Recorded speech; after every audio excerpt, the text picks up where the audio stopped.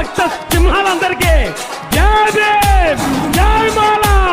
ఏమైనా మా కష్టం మీద మేము బతుకుతూ ఉంటే నీ అబ్బ సత్యావన్న కొట్టేశావా, నీ బాబు సత్యావన్న తప్పేశావా? ఈశ్వరాజుల కత్తులకే భయపడని వంశం నుంచి వచ్చిన వాళ్ళు పవన్ కుమార్ ఈ పొగడా కత్తులకు భయపడే వాళ్ళం కాదు.